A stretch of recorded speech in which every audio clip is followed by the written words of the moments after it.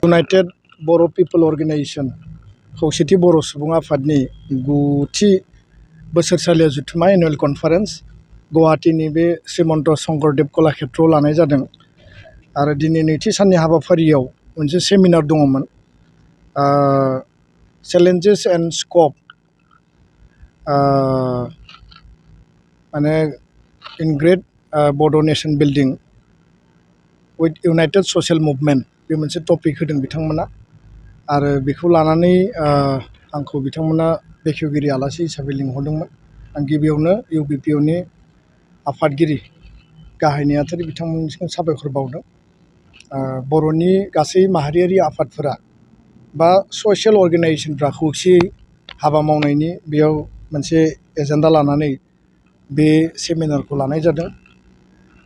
जेब्ला बर' हारियाव बेबायदि माखासे संकट फैदों, खैफोद फैदों आरो जोंनि सार्भाइभेल आरो जोंनि रैखाथिनि कुइसन फैदों, बर' हारियाव जिखि आफाद जाया मानो, जिखि दल संगठन जाया मानो जोङो खौसेयै गसंबोदों आरो बे उदांस्रिनि सिगां आरो उदांस्रिनि उनाव जि थासारियावनो बर' हारिया खौसेयै जोङो नांनाय समाव जोङो ज' जानानै हाबा मावबोदों आरो बे माखासे बाथ्राफोरखौनो दिनै बेयाव सावरायनाय जाबाय। बे मोनसे मोजां टपिक आरो बेखौ लानानै जोंहा इनडेप्थ डिसकासन आरो स्टाडि खालामनांगौ दंबावो। दा बेखायनो इउबिपिअआ दिनै गोलाव सम गोबां समाजारि हाबा मावनायनि उनाव 9थि बोसोरसालियाव जुथुमा खुंफैनो हादों। बे जोंनि थाखाय जोबोद बाख्नायथाव आरो उननि समाव समाज आरो माहारिनि थाखाय बिथांमोना हाबा मावलांगोन, सेबा खालामलांगोन, आं बेखौनो मिजिंथियो। आरो जोंनि गेजेराव मोनसे खौसेथियै माहारि दानायनि थाखाय जोङो माहारिनि जायफोर जेंना जेंसिफोर दङ, समाजारि रांखान्थि, जोंहा एन्टि ससियेल जायफोर एलिमेन्ट्सफोर दङ, एक्टिभिटिसफोर दङ, लोगोसेयैनो नैबे जि जोंनि सोलोंथाइ जेंना जेंसि, बर' मिडियाम, बर' राव, बिनि सायाव जोङो ज' हाबा मावलांनांगोन। एकर्ड इमप्लिमेन्टेसननि थाखायथ' जों बयबो ज' हाबा मावनांगोन, बेखौ जोङो गारनानै मालाबाबो जोंनि हाबाफारिया, जोंनि सिमाङा आबुं जानाय नङा। दा बेखायनो आङो बेखौ बेयाव रियेलाइज खालामनो गोजोनदों।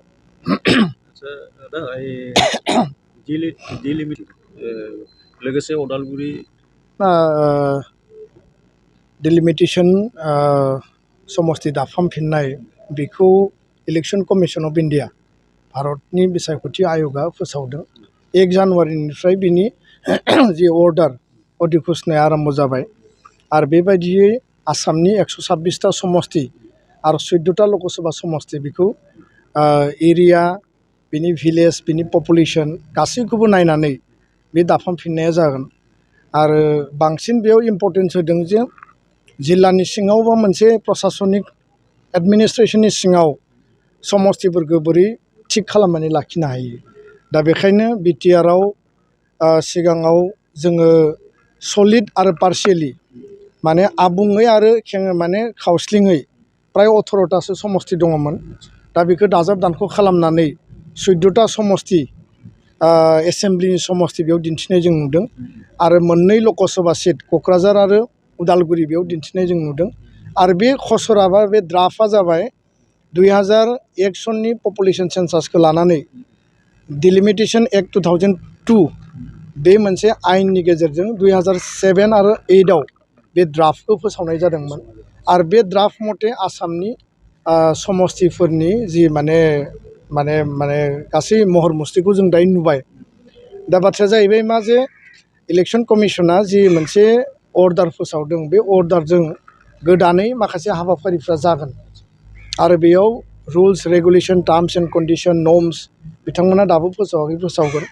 दल संगठनफोरनिफ्राय बिथांमोना हियारिं लागोन, रिकमेन्डेसन लागोन, एडभाइस साजेसन लागोन आरो गुबुन जायगाखौ बिथांमोना भेरिफाइ खालामगोन।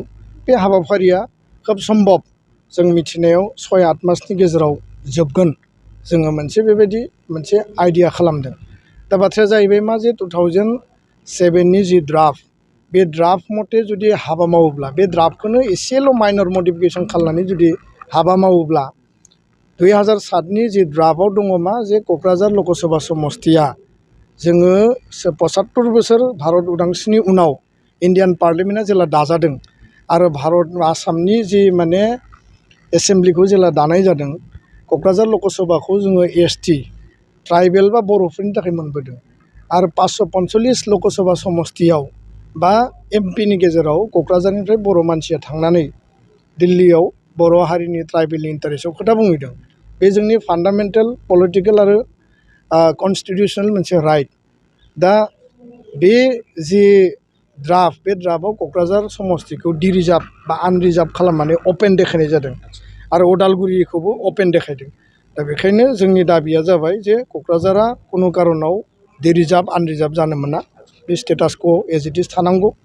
आरो बे जिहेतु 6 सिडुलनि सिङाव डिफु समस्तिया डिमा हासाव आरो कार्बि आंलं 6 सिडुलनि सिङाव डिफु समस्ति लकसभा, क'क्राझारा 6 सिडुल समस्तिनि सिङाव। दा 6 सिडुल एरेन्जमेन्टआ इन्ट्रेस्ट अफ द ट्राइबेल आरो ट्राइबेलनि प्रटेक्शन राइट्स एन्ड प्रिभिलेजखौ नोजोर होनानै 6 सिडुल क्रिएसन खालामदों।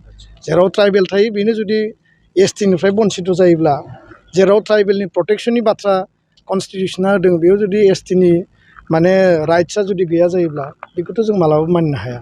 दा बेखायनो जोङो उइदाउट एनि कमप्रमाइज जोंनि स्टेन्डआ क्लियार, जों बेयाव आपस खालामनाय नङा जे क'क्राझारा एज इट इज बियो माने समस्तिया बाहाल थानांगोन। आरो बेयाव ट्राइबेलनि पपुलेसना खमायदों, ओरै जादों बे जिखिनि बाथ्रा बुंदों, ट्राइबेल पपुलेसना खमायाखै। बेयाव सोरबा एनक्र'च खालामदों इलिगेलि, सन्देहजनक नागरिकफ्रा दिनै हाबफैबाय आरो बिनि थाखायनोथ' गोबां समाव दाङाबाजि जाबाय, माहारियारि दाङाबाजि, जे जोंनि जायगाखौ सोरबा दखल खालामनो नागिरदों, जोंनि बेलेन्ड ब्लकनि ट्राइबेलनि हाखौ एनक्र'च खालामदों आरो बे एनक्र'च खालामनायखौ सरकारा प्रटेक्शन होनांगौ। जायफोर एनक्र'च खालामदों इलिगेलि एभिक्सन खालामनांगौ, बे जोंनि दाबि। खिन्थु बेखौ खालामनो थाङैयावनो दरं उदालगुरियाव जाबाय, क'क्राझार चिरां धुबुरी बे मोनसे हारियारि दाङाबाजि जाबाय, गोबां समाव बेबायदि जाबाय। थेवबो सरकारा बिनि सायाव जेरैबायदि प्रटेक्शन होनांगौ बेखौ लाबोआखै। आरो बेखायनो आं खावलायो जे खुनु कारनाव बेखौ कमप्रमाइज खालामनाय जानाय नङा।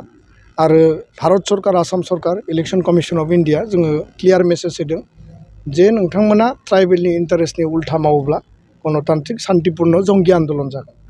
आरो गाबोनो जोङो इनिशियेलि बर'नि गासै माहारियारि आफाद, जोंनि थुनलाइ आफाद, ट्राइबेल संघ आरो गासै माहारियारि आफाद, पलिटिकेल पार्टि UPPL, BPF, बर'आ बर' मानसि जोंनि BJP खालामनाय, बर' मानसि कंग्रेस माने दलाव जायफोर हाबा मावगासिनो दङ, बयखौबो लानानै एक्स MP, एक्स MLA जोङो ज' सावरायगोन, बिथांमोननि मतामतखौ लागोन आरो इउनाइटेड मोनसे मुभमेन्टनि थाखाय जोङो बेयाव डिसकास खालामगोन। आरो जोङो गुबुन गुबुन हान्जायाव थानो हानाय, गोबां जोंहा एसे फारागथि थानो हानाय, खिन्थु जातीय सार्थआव ट्राइबेलनि इन्ट्रेस्टआव, पलिटिकेल राइट, कनस्टिटिउसनेल राइटनि इन्ट्रेस्टआव बयबो ज' फैनांगौ।